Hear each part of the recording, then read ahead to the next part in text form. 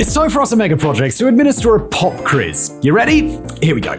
What's the tallest skyscraper on planet Earth? Now, we'd be willing to bet that a whole lot of people watching this video knew the answer immediately as the Burj Khalifa, the 829-meter or 2,700-foot tall skyscraper that has become synonymous with the city of Dubai. Those who might not have guessed it immediately can certainly remember it now, except for you, Peter.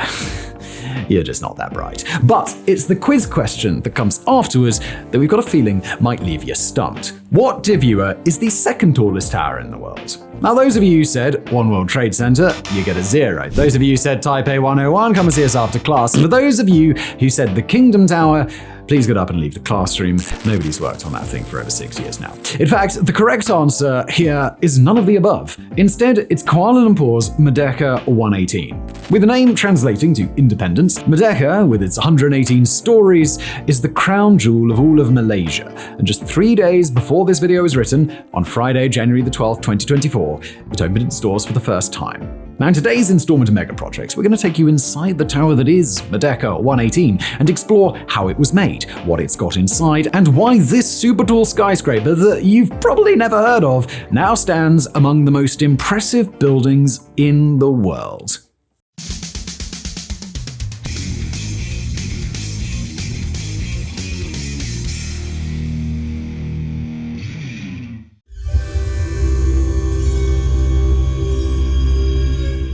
Malaysia is a nation on the rise. From its highly competitive business environment to its recent swell of foreign investment to its high acclaim as a global innovator, Southeast Asia's sixth largest nation by population is growing into a regional economic powerhouse. Its people are quite affluent, with the elite among them taking places alongside the millionaires and billionaires of the world. Its GDP is high and consistently growing, comparable to global nations like Egypt, Singapore, South Africa, and Hong Kong. It's a leader in the high-tech industry. It boasts low taxes, low food prices, and a single-payer healthcare system, and it's increasingly becoming known around the globe as a place for fast living among the rich and famous. Just before we continue with today's video, a quick word from our longtime and fantastic sponsor, Surfshark VPN. Have you ever felt yourself traveling, sitting in a local hotel for the night, and you want to watch a movie or show on Netflix to pass the time?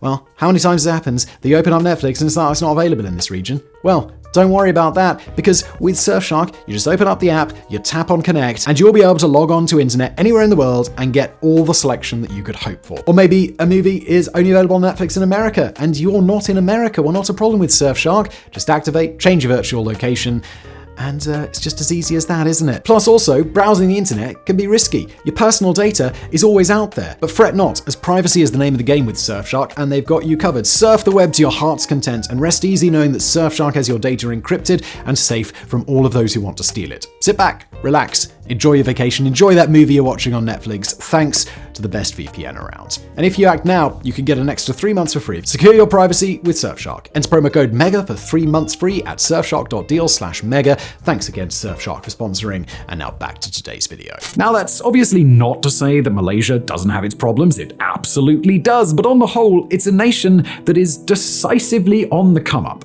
So, in 2010, the then leaders of Malaysia's national government did what just about every rapidly modernizing nation does at some point or another. They announced that they were building a skyscraper. Now, this on its face wasn't new for Malaysia. The capital city Kuala Lumpur currently hosts 1,900 high-rise buildings, many of which were already built when this new tower was announced. In fact, the Petronas Twin Towers had already given Malaysia 5 years of acclaim when it was those towers that were the tallest in the world from 1998 to 2004. But this new building, first announced as the Menara Warisan Merdeka, or Independence Heritage Tower, was intended to overshadow everything Malaysia had done up to that point. Their new tower wasn't going to be able to catch up to the Burj Khalifa. Malaysia knew that as well as anybody else, but it certainly could come close, and it would put every other piece of Malaysian architecture in history to shame.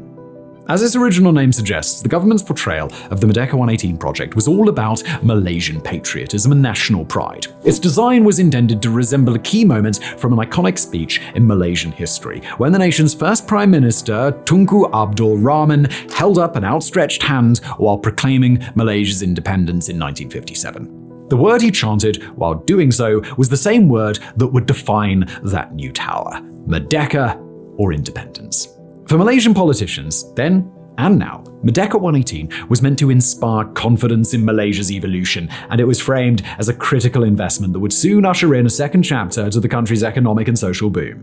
The building was constructed with help from a range of foreign investors and especially from another East Asian powerhouse, South Korea, whose construction branch of the Samsung Corporation collaborated with a Malaysian firm to build most of the tower. They were awarded nearly $750 million from Malaysia in 2015 after a several-year interval between the project's announcement and its commencement. But after the project broke ground, it moved along quickly, not just with work on Merdeka 118 itself, but 2 nearby residential towers and a range of other initiatives. The project got some major endorsements, including from Hyatt Hotels, who announced they'd establish a new hotel to take up the top 17 floors of the building. The construction process certainly wasn't easy by any means. Thousands of laborers had to battle monsoons and a deluge of lightning storms in order to get the thing into the sky. But while construction did have some issues, most notably a pause during the COVID-19 pandemic, the tower's concrete core still topped out in August of 2020. The last, highest piece of the tower structure was placed onto its tip in November of 2021, and after a bit over 2 years of interior work, Merdeka 118 was ready to open its doors.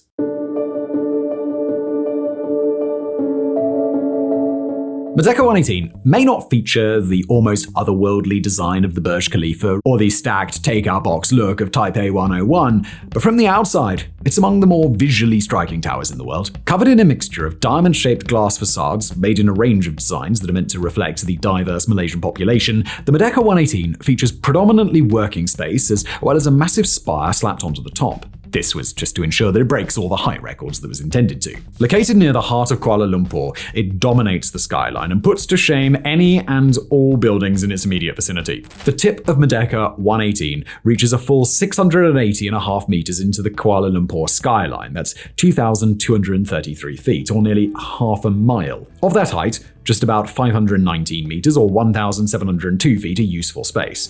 For context, that's hundreds of feet higher than the tip of the Empire State Building, even including its spire. And speaking of spires, the spire of Merdeka 118 stretches a full 160 meters or 520 feet up past the rooftop, reaching past heights that only the bravest tropical birds would dare attempt. That's also higher than the highest elevation in a full 12 out of the 50 US states.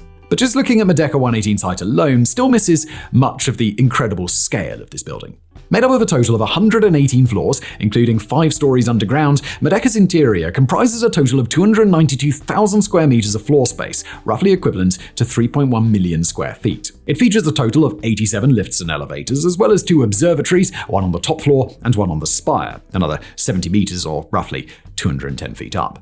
Its 2 adjoining residential towers are each around 230 to 240 meters tall at just a bit under 800 feet. The building is clad in 18,000 glass panels comprising 114,000 square meters of glass, and it's illuminated at night with nearly 8.5 kilometers of LED light strips. Inside, the building features not just the Hyatt Kuala Lumpur, but skydecks, offices, a total of 20,000 parking spots. It features a 100% rainwater catchment system, which is intended for use watering the plants in the surrounding city, and it has its own stop on the Malaysian monorail. In terms of its record-breaking status, Merdeka 118 is not only the first Southeast Asian skyscraper to exceed 600 meters, but also to exceed 500 meters, fully eclipsing any competition that it might have in the region.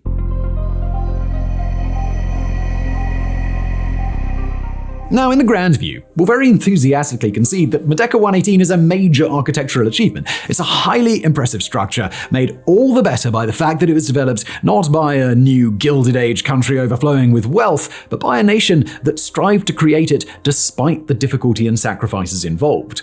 But alas, the simple fact that Merdeka 118 exists is perhaps not enough to give it the resounding approval inside Malaysia that its creators might have hoped for. Instead, the situation with Merdeka 118 today is much more akin to the situation you found yourself in with your college girlfriend and your high school sweetheart after you went home for sophomore year holiday break. That is to say, it's complicated. As anticipated, the arrival of Merdeka 118 has been greeted with some serious fanfare by the Malaysian government, who've trumpeted the achievement and emphasized its symbolic value as a reflection of Malaysia's broader social progress. According to Malaysia's constitutional monarch and head of state, who has an unbelievably long name, but it ends in Balar, from any perspective, this tower reflects how our country has gone through the passage of time, ultimately emerging successful in various fields. But as true as that may be, it doesn't mean that Merdeka 118 has been quite so universally well received as the chap with the long name might have hoped. In fact, a lot of the ordinary Malaysian frustrations with Merdeka 118 have been the same since day one. Malaysia didn't need to be spending money on more skyscrapers when it needed, and still needs today, urgent work on its public infrastructure and drastic intervention to lower property prices so that the average Malaysian can afford to live in their own country.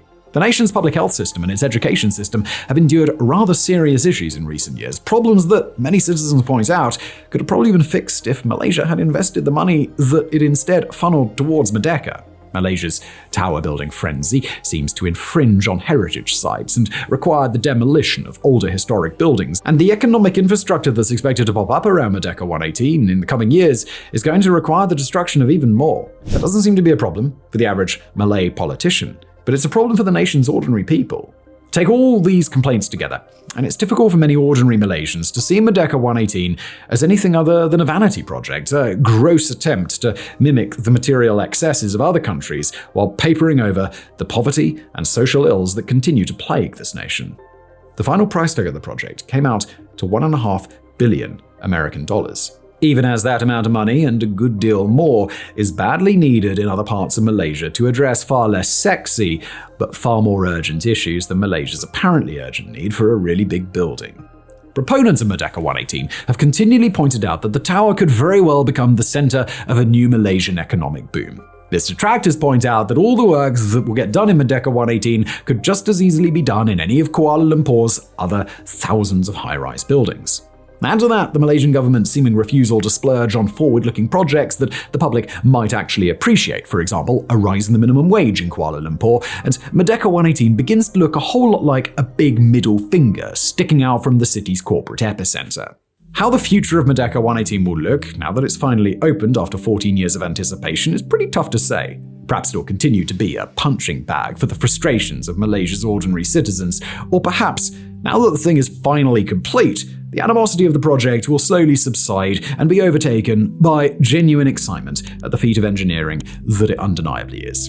Which way the public perception ultimately falls, we can't know until it happens, but one thing's absolutely clear: the tallest building you've never heard of has now become Malaysia's crown jewel, whether the people of Malaysia wanted it or not.